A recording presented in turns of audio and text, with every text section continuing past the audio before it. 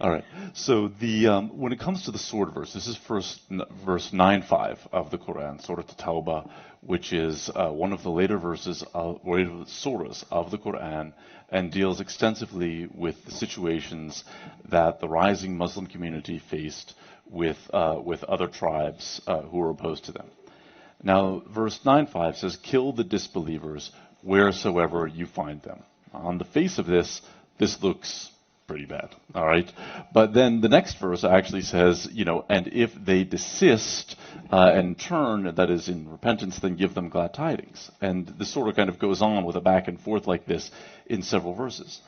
But one of the things that becomes very important when you look at any verse of the Quran is something that's called the Asbab al-Nuzul, or the occasions of revelation. This is an interpretive tool whereby Muslim scholars knew from the very beginning that all texts have contexts. And you can't take every single verse of the Quran and apply it as if it were universal. And they say that some verses of the Quran apply only to the person about whom they were revealed.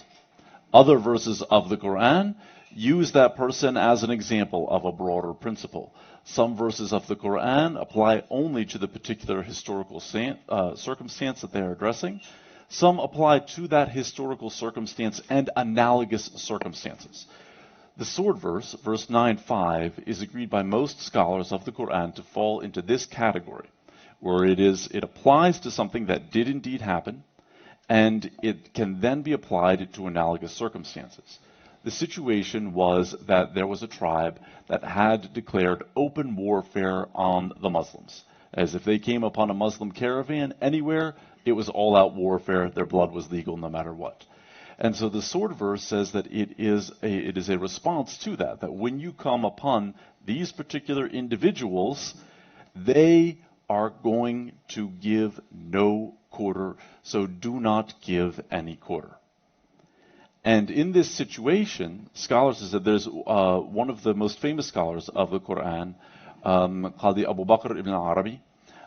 He gives the opinion in his book called the Ahkam al-Quran, that is the edicts of the Quran. He says, so this verse means that when you have a party that is opposing you in the manner that this group was opposing the Muslims at the time, that you may immediately engage in warfare when you come upon them. And then he says, this is the only types of circumstances in which it applies. And that opinion that Qadi Abu Bakr ibn Arabi cites in his Ahkam al-Quran is then repeated in dozens of commentaries on the Quran after this. Now, in the current circumstances that we have, you will actually find people who want to take it completely out of that particular context. And they're not even being really literalists. They're being extremists that are trying to take that and try to apply it to a circumstance so that it will give them an excuse to be able to do this, just as people used to cite the Bible to say that it excuses and permits and even demands slavery, something which the vast majority of us denounce. In the same way, the vast majority of Muslims would denounce that verses such as this give license to wanton violence.